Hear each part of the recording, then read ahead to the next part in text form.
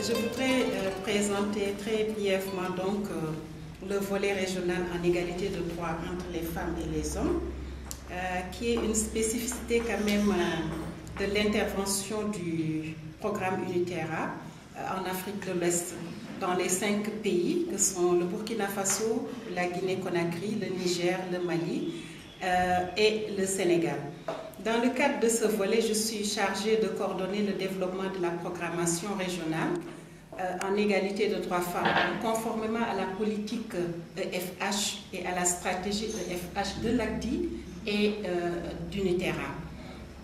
Le tout, bien entendu, en lien avec les partenaires que sont les mécanismes institutionnels, les mécanismes également régionaux, les réseaux et coalitions de droits des femmes, les organisations partenaires dans les différents pays d'intervention du programme, mais aussi les volontaires.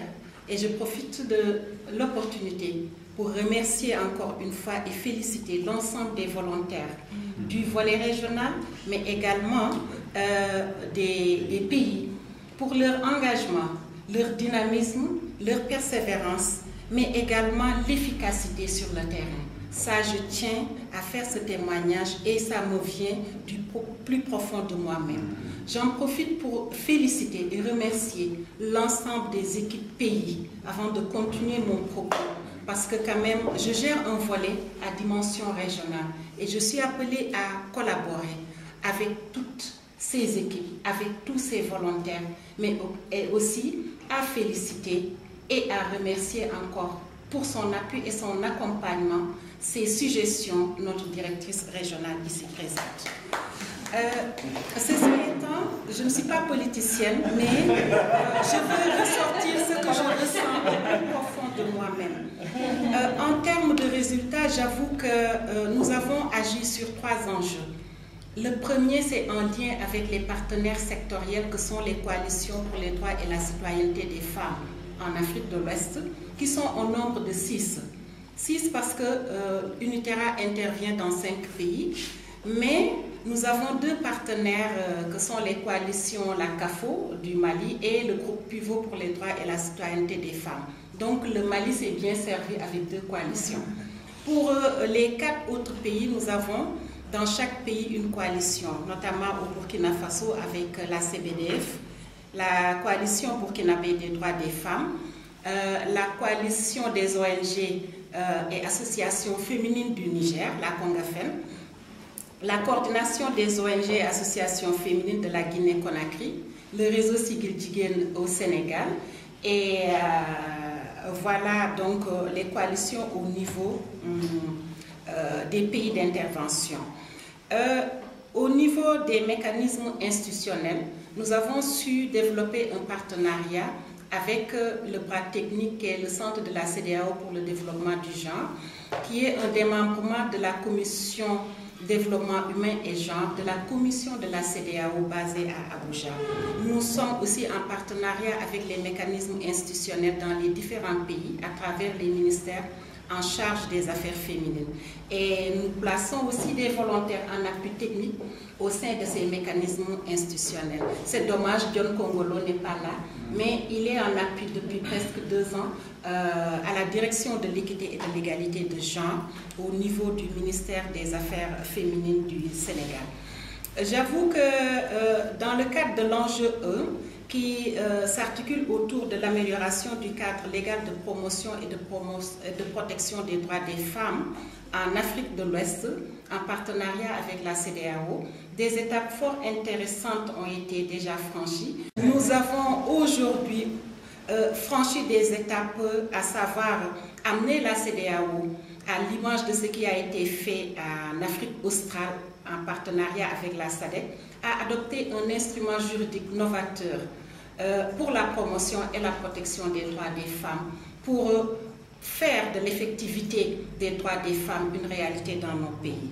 Nous avons également, dans le cadre de cet enjeu 1, amené le mouvement associatif dans les pays d'intervention, mais également dans les autres pays où le programme n'intervient pas, parce que la CEDEAO en compte 15, alors que le programme intervient uniquement dans 5 pays en Afrique de l'Ouest. Donc le mouvement associatif féminin a été renforcé.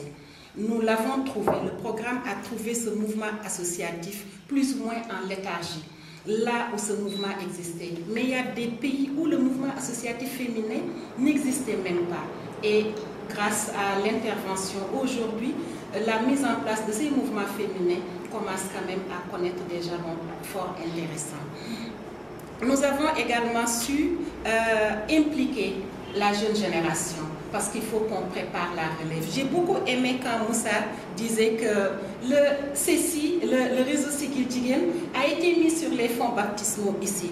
En ce moment, j'étais encore sur les bancs de l'université et nous venions ici en réunion avec nos aînés, nos mères, nos tantes, et pour définir la stratégie à adopter en mettant en place le réseau Siggil Jigéen. C'était ici dans cette salle.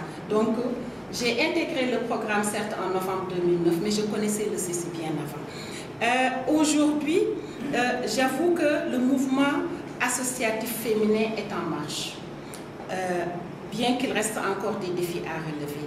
La jeune génération commence à s'intéresser aux initiatives des organisations partenaires.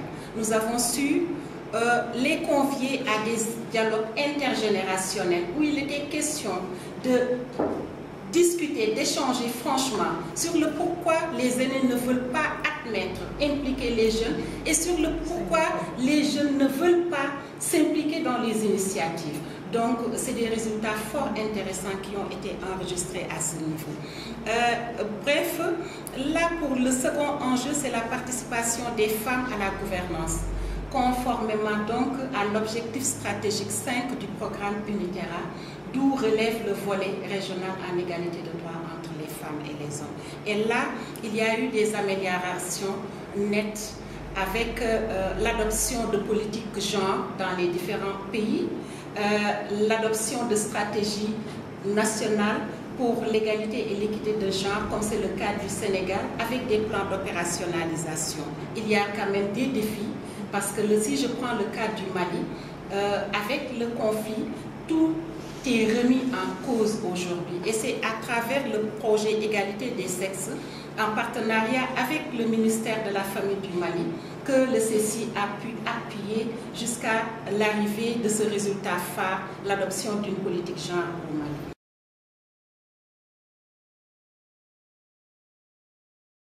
Vous savez tout ce que nous voulons faire, les résultats que nous voulons atteindre, nous ne pourrons les atteindre si la violence persiste, perdure, et sous toutes ses formes. C'est la raison pour laquelle nous en avons fait également un enjeu assez fort. En termes d'appui technique, nous avons pu jusque-là avoir une quarantaine de volontaires, sud-sud, nord-sud, nationaux, long terme, court terme, congés solidaires, pour accompagner les initiatives. Parce que notre approche est basée à la fois sur l'aspect transversal et l'aspect sectoriel. Transversal parce que le volet régional appuie aussi les partenaires à comprendre cette dimension égalité de droits entre les femmes et les hommes, à respecter donc la prise en compte de cette dimension dans leur fonctionnement d'abord, dans toutes leurs initiatives, projets de coopération, programmes, etc., mais également à en faire leur levier, parce que c'est une condition du programme Uniterra dans toutes les activités qui sont développées. Nous avons su également, à travers ce volet, développer la synergie avec les autres organismes canadiens. Ici, dans cette salle, nous avons eu à renforcer la capacité sur la dimension égalité de droits femmes-hommes, mais sur les questions juridiques tout court, pour le SACO, qui est un organisme canadien qui est ici, mais également pour CCI, Carrefour Canadien International. Donc cette synergie d'action, cette complémentarité, cette coordination entre les organismes canadiens qui sont ici au niveau du Sénégal me paraît extrêmement important. Et c'est la raison pour laquelle également je voudrais témoigner de cette volonté pour le directeur pays du CECI et le directeur de SACO Sénégal de mener des actions conjointes, c'est très important. Il est vrai qu'il y a aussi des défis à relever en termes donc de difficultés pour les moyens d'accompagnement pour arriver à relever tous les défis qui nous interpellent. Mais Dieu merci, nous avons su développer des partenariats avec certains organismes ici comme Oxfam Novib, comme le Haut Commissariat des Nations Unies aux droits de l'homme, comme le PNUD, comme ONU Femmes, pour accompagner tout le travail que nous sommes en train de faire et pour lequel les moyens d'Uniterra ne pourraient pas suffire, parce que Uniterra ne peut pas tout faire aussi. C'est la raison pour laquelle nous avons commencé à développer ces partenariats pour nous accompagner techniquement, mais aussi financièrement, parce que l'argent, c'est le nerf de la guerre. Nous avons l'accompagnement de la coopération canadienne et aujourd'hui, en plus d'Uniterra, nous avons su amener la coopération canadienne à nous accompagner. Bref, il y a des changements parce qu'aujourd'hui, au niveau des partenaires nationaux, je reviens d'une mission de suivi dans les pays. La plupart des partenaires ont accepté ce qu'ils n'auraient jamais accepté sans l'intervention du programme Uniterra. La relecture de leurs documents, statut, règlement intérieur, pour prendre en compte cette dimension égalité de droits entre les femmes et les hommes. Parce que si au niveau des documents, il n'y a pas de changements, ces changements que nous voulons apporter ne seront jamais pérennes. Et la relecture est en train de se faire au sein des organisations partenaires. Il y en a certains qui ont accepté l'élaboration de politiques d'égalité de droits entre les femmes et les hommes en interne pour le Burkina Faso, mais également pour le Niger. La Guinée est en train d'échanger pour voir la faisabilité. On nous en a parlé au Burkina Faso et nous avons même eu une organisation partenaire qui travaille dans le milieu paysan d'ailleurs, qui a aujourd'hui une politique EFH au sein même de son organisation. Tout à fait. Et c'est avec l'appui d'un volontaire. Et nous sommes en train de travailler, les filles là-bas, je dis les filles parce que les conseillères en EFH au Burkina sont actuellement des jeunes femmes, travaillent très fort pour pousser encore plus loin l'exercice. Tout à fait. Donc, je trouve cela comme une bonne pratique. Et dans les autres pays que j'ai visités, j'ai répliqué, donc j'ai partagé cette expérience pour amener les partenaires aussi à aller dans le même sens. Et ces politiques en égalité de droits entre les femmes et les hommes en interne au sein des organisations partenaires cadre parfaitement avec les stratégies et les politiques genre des pays considérés.